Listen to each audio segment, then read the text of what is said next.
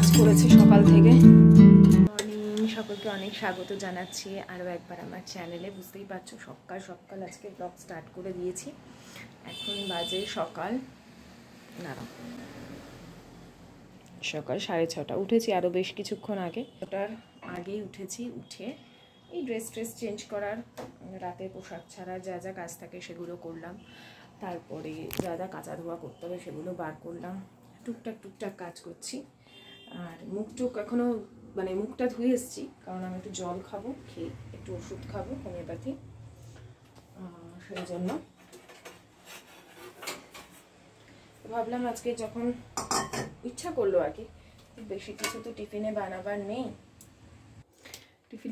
নেই বলতে একটু গার্লিক ব্রেড করে দেবো, চিজ গার্লিক করে দেবো। চিজ দিয়ে কীভাবে করবো ভাবলাম শেয়ার করি, তোমাদের অনেক সময় সুবিধা হবে। নর্মাল ব্রেড স্লাইস দিয়েও করতে পারো, আমার কাছে এই ব্রেডটা আছে বলে আমি করব। আগে একটু জল খেয়ে নিই,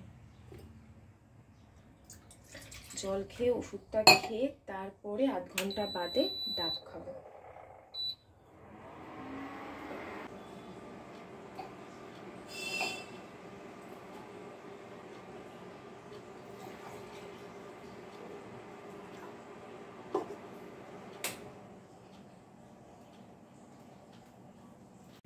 সবার আগে ঘুম থেকে ওঠার মজাই আলাদা।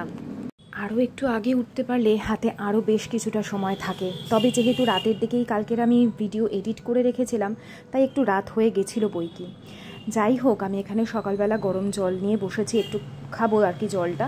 আর আজকে যে বিষয় আমি তোমাদের বলছি, দেখো সংসারের প্রত্যেকটা কাজ আমরা তো নিজেরা হাতে যারা করি, তারপরেও যখন কেউ খুঁত ধরে কোনো কাজে, তখন সত্যি বলতে আমাদের কিন্তু খারাপ লাগে।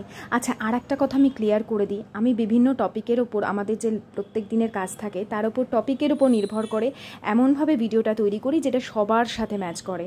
তো আমাকে গতকাল না পরশু এরকম একজন কমেন্ট করেছে, তুমি যে সবসময় নেগেটিভ কথা বলো, আমার মনে হয় তুমি জীবনে খুব দুঃখী বা অসুখী, যার জন্য তুমি এই ধরনের ভিডিও করো। একটা কথা বলে নিই, ডেলি ভ্লগে আমি সবসময় বিশ্বাস করেছি যে শুধুমাত্র আমার জীবন দেখবার জন্য মানুষ আসবে না, আমার মধ্যে দিয়ে যেন তারা নিজেদেরকে দেখতে পায়। আমরা জীবনে কেউ পুরোপুরি সুখী নয়, কোথাও না কোথাও আমাদের স্যাটিসফ্যাকশানে ঘাটতি আছেই। আর যারা বলে না আমি খুব সুখী, তারা শুধুমাত্র নিজেদেরটাই হয়তো ভেবে নিচ্ছে, আর চারপাশের মানুষকে স্যাটিসফাইড করবার মধ্যে যে সুখ, সেই সুখটা তারা কিন্তু হয়তো পায় না। যাই হোক, আমি আমার নিজের জীবনী দিয়ে সবসময় যদি দেখাতাম, তাহলে কিন্তু কেউ আমার সাথে নিজের লাইফটা রিলেট করতেই পারতে না। জীবনের আপস অ্যান্ড ডাউনস প্রত্যেকের আসে, আমারও এসেছে। তবে যখন লাইফে সেট না হওয়া যায়, ততক্ষণ কিন্তু আমরা কখনো নিজের জীবন অন্যের কাছে তুলে ধরতে পারবো না। একজনের বায়োগ্রাফি তখনই তৈরি হয় যখন সে নিজে লাইফে কিছু করে নেয়, কারণ একজন অসফল ব্যক্তির কিন্তু বায়োগ্রাফি হয় না, তাই তার জীবনে যে সমস্ত অসফলতা ছিল সেগুলোকে তুলে ধরেই তার জীবনের বায়োগ্রাফি হয়। যাই হোক, এখানে আমার কোনো বায়োগ্রাফি নয়, তবে আমি আমার জীবনের যে সমস্ত উত্থান এবং পতন দেখেছি তার উপর নির্ভর করে আমি আমার ডেলি কাজগুলোকে সাজাই বা তোমাদের জন্য প্রেজেন্ট করি, যাতে সবাই আমার সাথে নিজেকে রিলেট করতে পারো। আমি যেমন সকাল সকাল ঘুম থেকে উঠতে সবসময় পছন্দ করি, আজকেও উঠেছিলাম, তবে আরও আগেই উঠেছি, আমি 6টার মধ্যে উঠে গেছি। তারপরে বাথরুম যাওয়া থাকে, সেই সমস্ত সেরে একটু ফ্রেশ হয়ে ভিডিও শুরু করতে করতে 6:33 বেজে গেছিলো। উঠেই আগে আমি কিচেনে যেই ঢুকি, বাসি কাপড় ছেড়েই যেই কিচেনে ঢুকি, আমি আয়ুষ্মানের জন্য ছাতু মুড়িটা গুলিয়ে রাখি। ওকে এখনও মিনিট 45 বাদেই ডাকবো, হাতে এখনও অনেকটা সময় আছে, ঘুমোতে পারবে।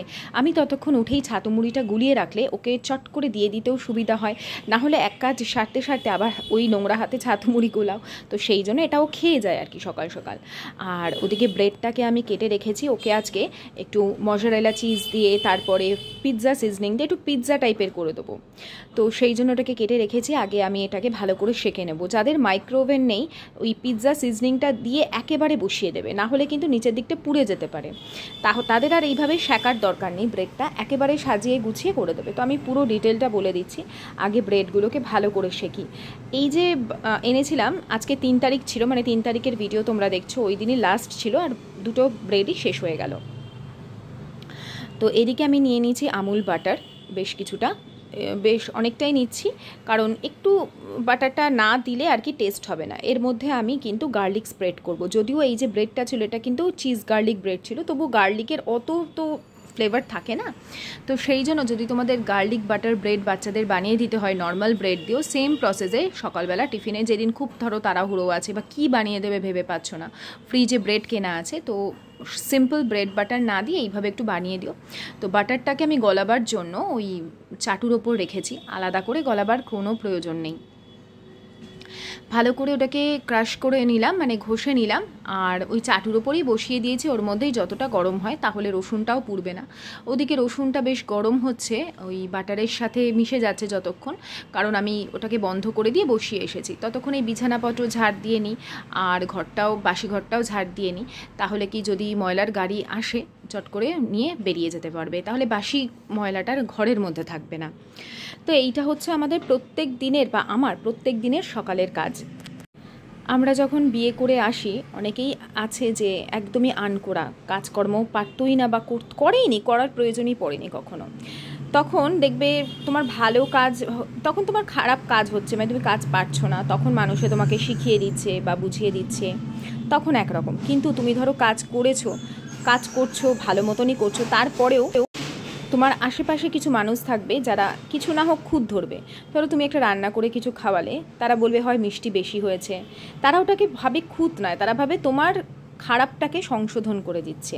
কিন্তু আমার মতে প্রত্যেকের রান্নার নিজস্ব একটা স্টাইল থাকে, বা যে খুঁতটা সংশোধন করে দিচ্ছে সেও কিন্তু কোনো বড় রেস্টুরেন্ট বা কোনো বড় হোটেলের শেফ নয়, তাই তাকে বলবার মধ্যেও যেন একটা কায়দা থাকে, এটা আমার মত।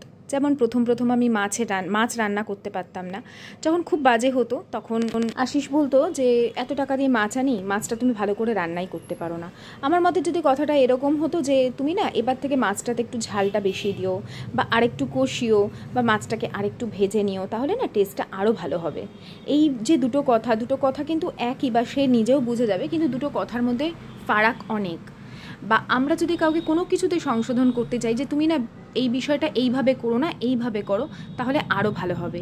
কিন্তু কাউকে আক্রমণাত্মক কথা বলা মানে নিজের পাপের ভাড়ার পূরণ করা, এটা যে কোনো কিছুর ক্ষেত্রেই প্রযোজ্য।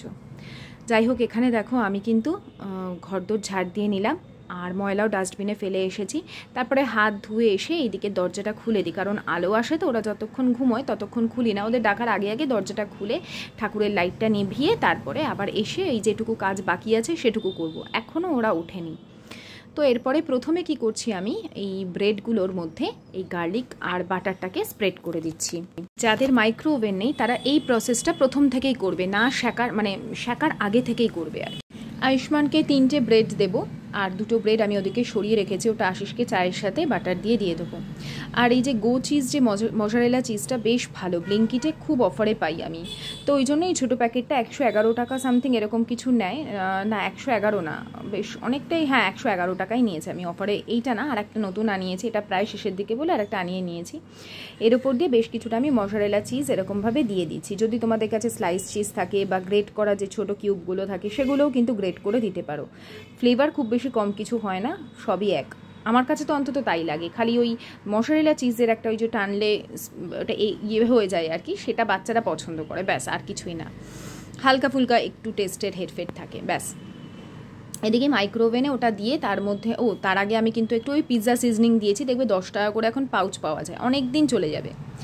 তো আমি একটা বেশ বড় প্যাকেট কিনে নিয়েছিলাম, ওটাই চলছিল এতদিন, আর এখানে পুরো হয়ে গেছে। মাইক্রোওভেনে এই কারণেই দিলাম, মানে চিজটা একটু গলে যাবে এই আর কি, নাহলে বাকি সমস্ত কাজই করা ছিল। এরপরে সারাদিনের কাজকে আরও অ্যাক্টিভ করবার জন্য আমি সকাল সকাল ঠাকুরের গানটা চালিয়ে দিই।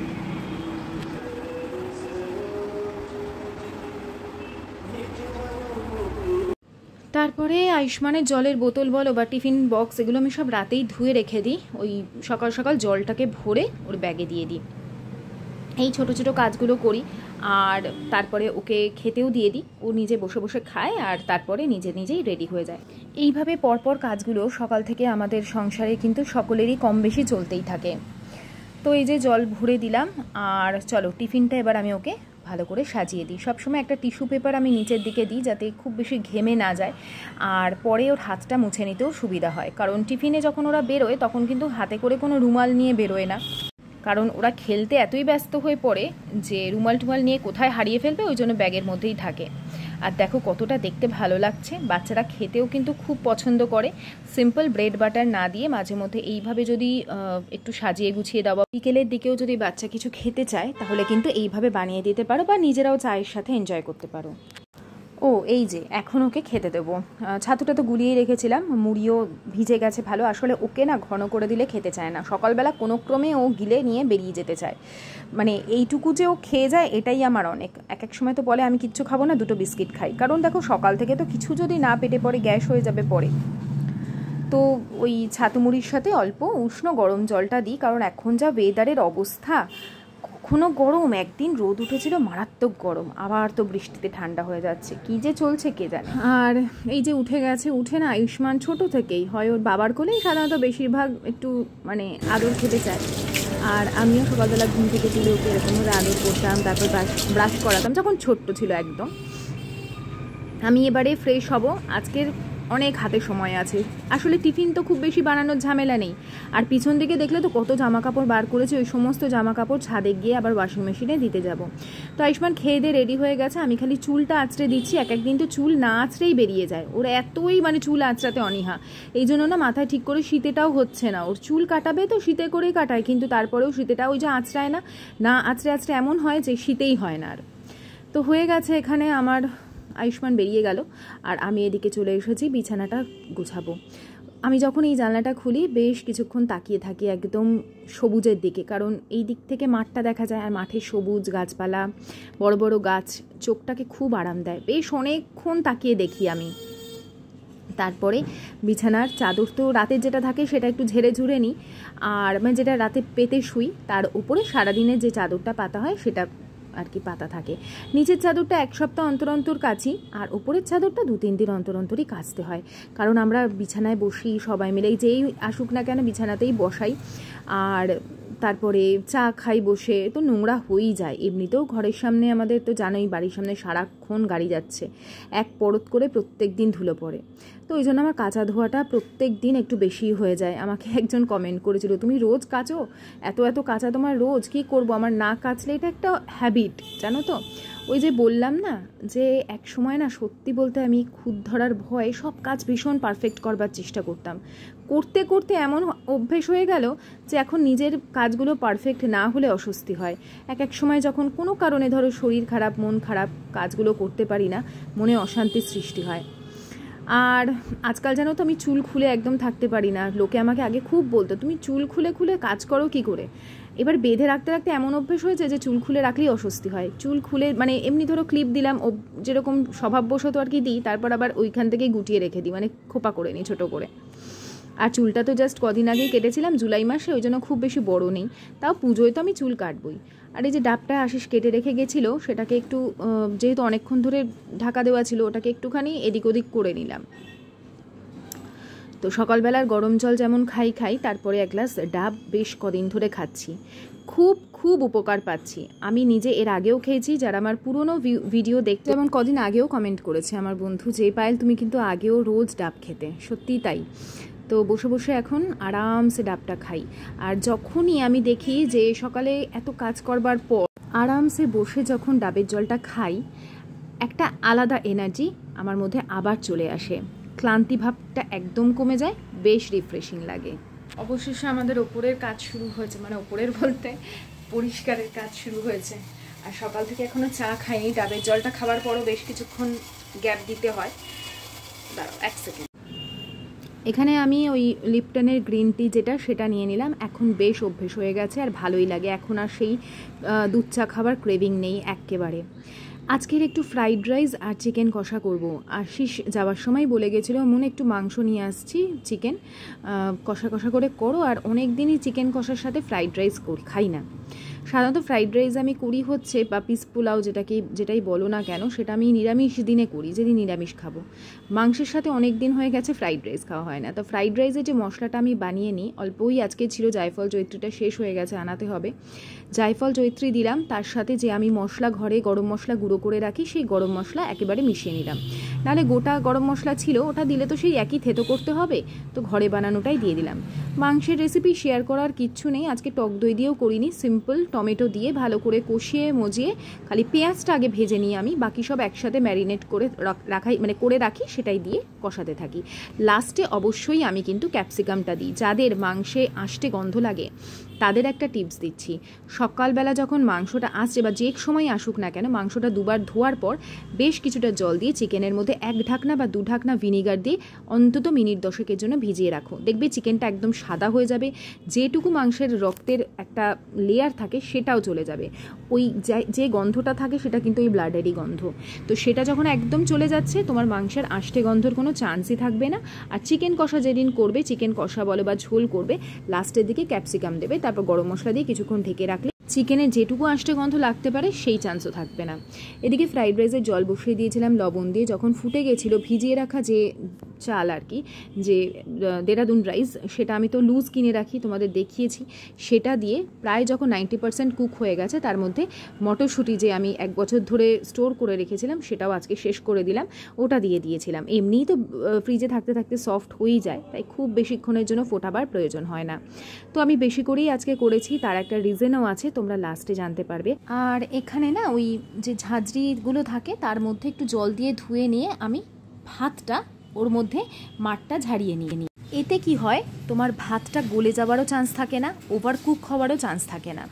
এইটা করে দেখো। আর ঝাঁঝরি, এই যে ফুটো ফুটো যে ঝাঁঝরিটা, এটা না সবসময় একটু জলে ভিজিয়ে নেবে আগে, তাহলে একটুও তোমার ভাতের কুচি বলো বা চাউমিন বলো এগুলো লেগে যাবে না, খুব ইজিলি তুমি ওটাকে অন্য পাত্রে ঢালতে পারবে।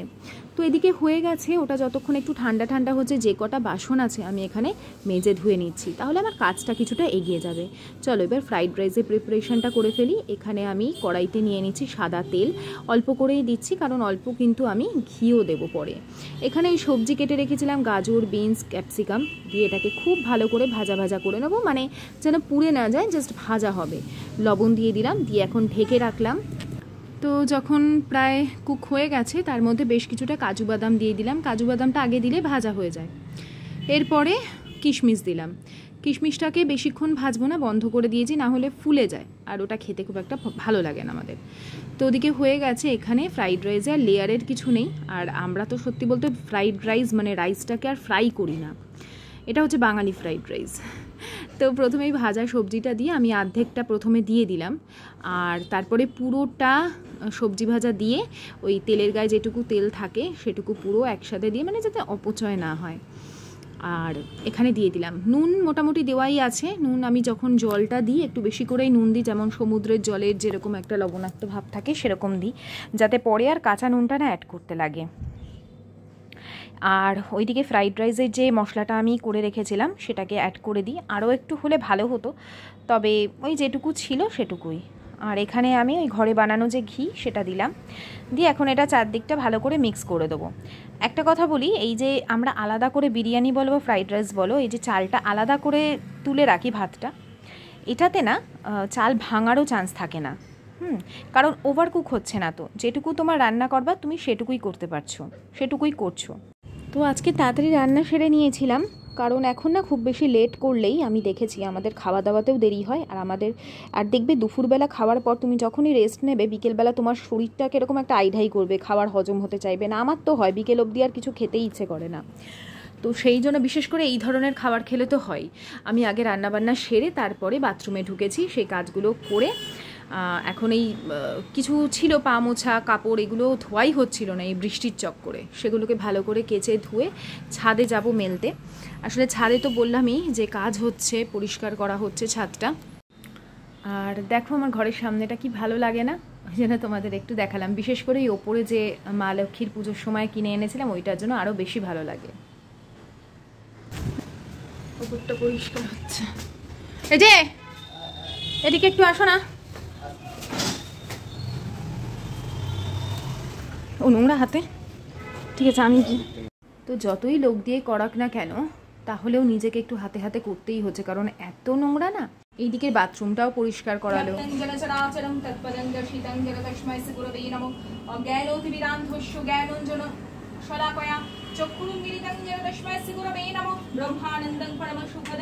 केवलं ज्ञानमूर्तिं दन्दातीतं गगनपतिं तत्तमशादिलक्ष्यं एकं नित्यं विमलमचलं सर्वदिशाक्तिभूतं भवातीतं क्री।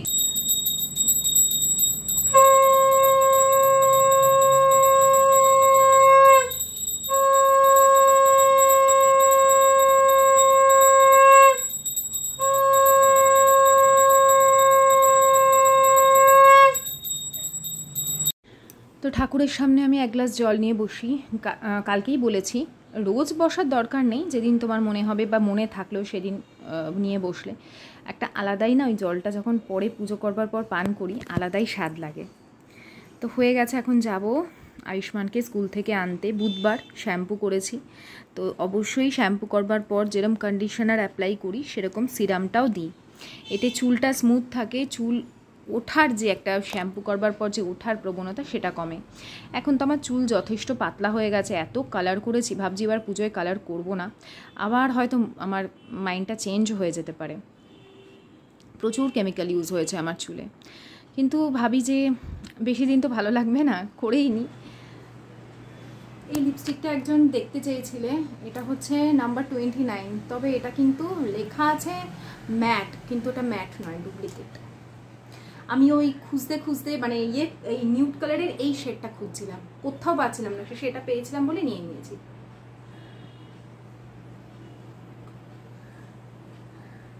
এই সকালের দিকে একটু বেরোলাম টেরোলাম, তখন একটু হালকা শেডে লিপস্টিক করলে মুখটা চেঞ্জ হয়ে যায়, এই হচ্ছে ব্যাপার। যাই আয়ুষ্মানকে নিয়ে আসি। দেখো ও ছাদ দেখো পরিষ্কার করে দিয়েছে। এই কাঠকুটোগুলো কি হবে?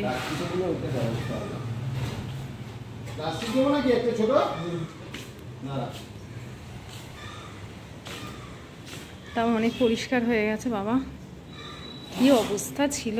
ওই যে লোক কাজ করছে।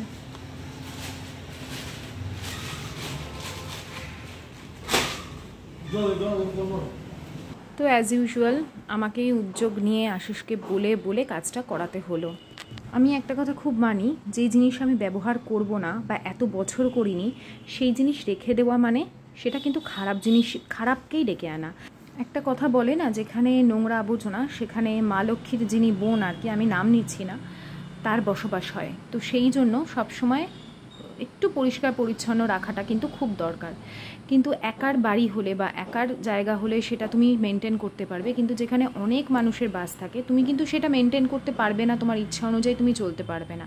চাইলেই এগুলো সমস্ত ফেলে দেওয়া যায় না বা কাউকে দিয়ে দেওয়া যায় না বা বিক্রি করে দেওয়া যায় না। তো যাই হোক, অনেক পরিষ্কার হয়েছে, এটা দেখেই ভালো লাগছে। আয়ুষ্মানকে নিয়ে চলে এসেছি, আর যে পরিষ্কার করলো তার জন্য একটু খাবার দেবো। অনেক কাজ করেছে সকাল থেকে, আশিস বললো ওকে একটু খাবার আমি বেশি করেই বানিয়েছি, অনেক খেটেছে।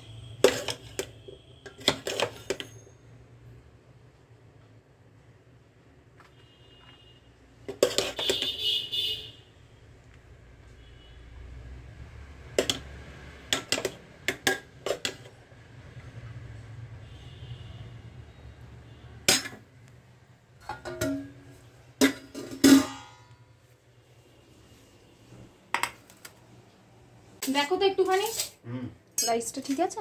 হ্যাঁ হ্যাঁ দাও না, দেবো একটা লেগ পিস ওকে? হ্যাঁ দাও, অবশ্যই দেবে, দেবে না দিলে মানুষকে ভালো দেওয়াই ভালো, বলো? হ্যাঁ ভালো পিস। বোতল জল দিয়ে আসি। তো দিয়ে এলাম, হ্যাঁ চান টান করে বসে আছে দেখি, তো আমি টেবিলে ইয়ে করে আর বললাম ফ্যানটা চালিয়ে দাও। ও মানে ভেতর থেকে, আমাদের তো বাইরেটাই ইয়ে আছে, ফ্যান আছে, তো বাইরে বললো না আমি বাইরেই বসবো। আর টেবিলটা আমাদের বাইরেই রাখা থাকে, সকালের দিকে আমরা ব্রেকফাস্ট করলে ওখানে গিয়ে করি।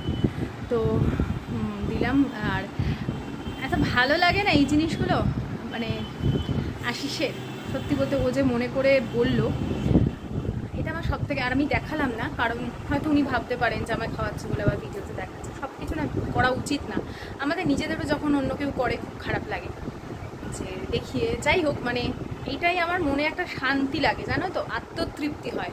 সবসময় হয়তো মনে থাকে না, সবসময় হয়তো খেয়াল করতে পারি না, যখনই কিছু কাউকে নিজের হাতে করে খাওয়াই না আমার খুব ভালো লাগে। যাই হোক বন্ধুরা, আজকের ভিডিওটা আমি এখানেই শেষ করছি। যদি ভালো লেগে থাকে আজকের ভিডিওটা অবশ্যই একটা লাইক করো, ভিডিওগুলো পারলে নিজেদের বন্ধুদের মধ্যে শেয়ার করো, বা নিজেদের যে সোশ্যাল সাইটগুলো আছে সেগুলোতে শেয়ার করো। আজকের মতন বিদায় নিচ্ছি, সকলে খুব ভালো থেকো, টাটা বাই বাই, সায়নারা।